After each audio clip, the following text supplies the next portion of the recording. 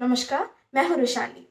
अगर कोई आपको आकर ये कहे कि मैं सबसे ज़्यादा खुशी हूँ और मैं सबसे ज़्यादा सुखी हूँ, 100% सुख है मेरी लाइफ में, दुखी है ही नहीं, तो आपको ऑब्वियसली यही लगेगा कि वो सामने वाला या तो ढोंगी है या फिर ड्रामा कर रहा है।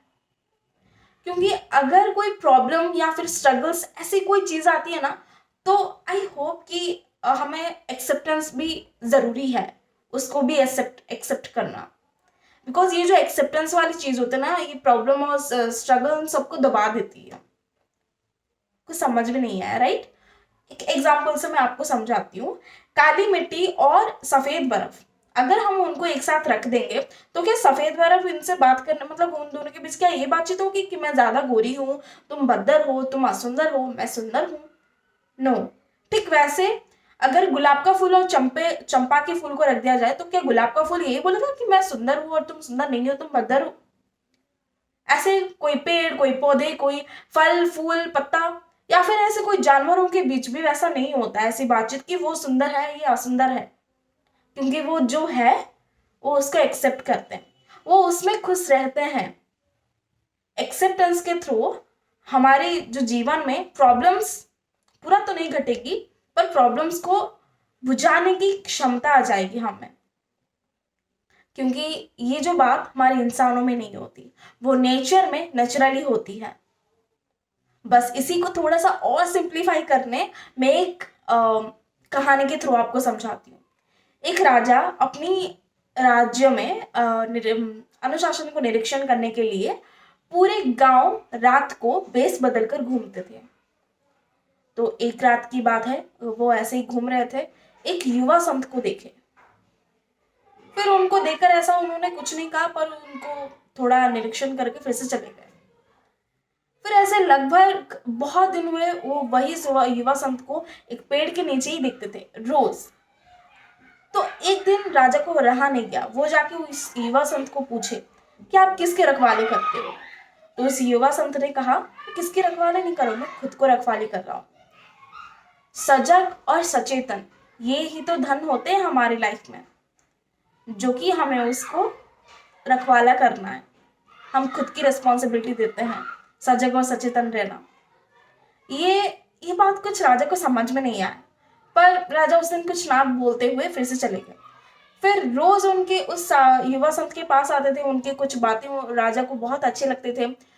रोज जब वो आते थे उससे वो युवा संत से बात करके ही जाते थे।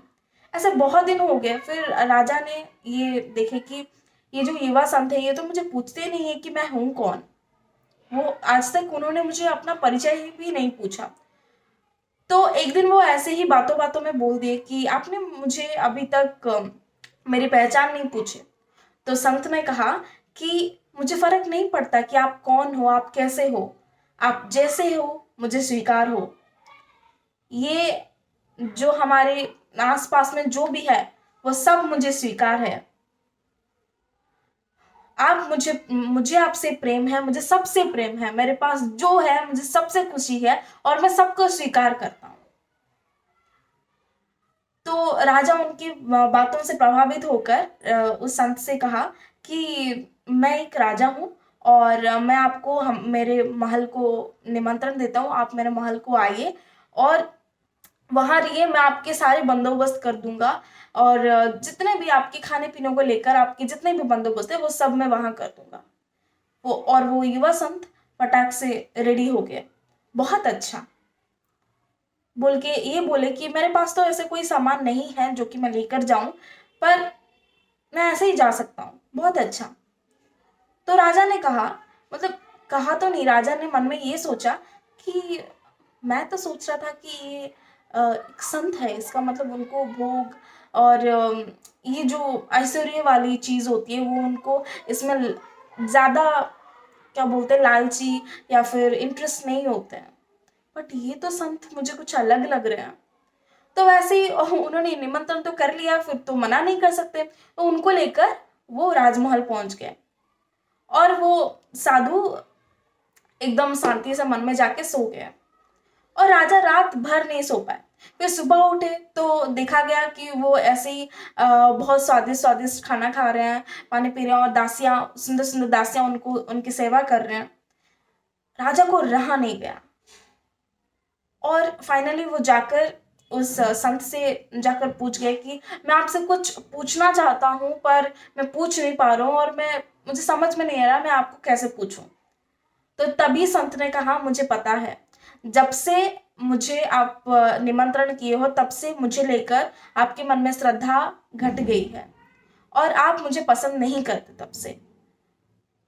तो राजा ने पूछा, आपको पता है ना? अवश्य मुझे पता है कि जब से आप मुझे निमंत्रण किए हो तब से आपको कुछ मन में मतलब घूम रहा है कि आप मुझे पूछना चाहते हो, और आपको शायद मेरी निमंत्रण की वजह से, आपको मैं जब आपके राजमहल में आ गया आपको पसंद नहीं आया। तो राजा ने कहा, मुझे लगा था कि आप एक संत हो, इसीलिए आप ये यहाँ आकर ऐश्वर्य से रहना आपको पसंद नहीं होगा। तो संत ने जवाब दिया, मुझे हर चीज स्वीकार है, आज तक मैंने की कोई भी चीज को अस्वीकार नहीं किया। मेरे पास जो है, अगर आप मुझे बुलाते तो भी मैं स्वीकार करता, अगर आप नहीं बुलाते तो भी बहुत अच्छा होता, तो भी मैं स्वीकार करता। मैं इस ऐश्वर्य में रहना भी स्वीकार करता हूँ, और पेड़ के नीचे धूप छांव सब में रहना मैं स्वीकार करता हूँ। भगवान मुझे जैसे देते हैं मैं सबको स्वीकार करता हूँ। मेरे मेरे जीवन में दुख आए उसको भी मैं स्वीकार करता हूँ, मेरे जीवन में सुख आओ तो भी मैं स्वीकार करता हूँ, इसी मन से। अभी मैं सारी कीर्ति को निभाकर आ गई हूँ, इसीलिए मुझे अब कोई फर्क नहीं पड़ता, बट आप कोई भी कीर्ति नहीं निभाए, इसीलिए आपको ऐसा लगता है। शायद आपको भी ऐसा लग रहा होगा कि हाँ, मतलब कहानी तो बहुत छोटी सी है, पर उसमें मैसेज बहुत डीप है, अगर आप समझ पाए तो। क्या आपको नहीं लगता कि जब हमारे जीवन में सुख आता है तो हम ज्यादा सुख हो जाते हैं, हम एक्सट्रीम लेवल पर सुख हो जाते हैं, पर जब दुख होता है हम एकदम टूट जाते हैं। सडनली हमारी लाइफ में कुछ आ जाता है, हम टूट ही जाते हैं। सुख आता है तो इतना सुख, दुख आता है तो इतना दुख। जो आ रहा है अपनी लाइफ में उसको एक्सेप्ट करें। कोई आपको कॉम्प्लीमेंट कर रहा है उसको एक्सेप्ट करें, कोई आपको कमेंट कर रहा है या फिर आपको डिसरिस्पेक्ट, डिससेटिस्फाई कर रहा है तो भी आप स्वीकार करें।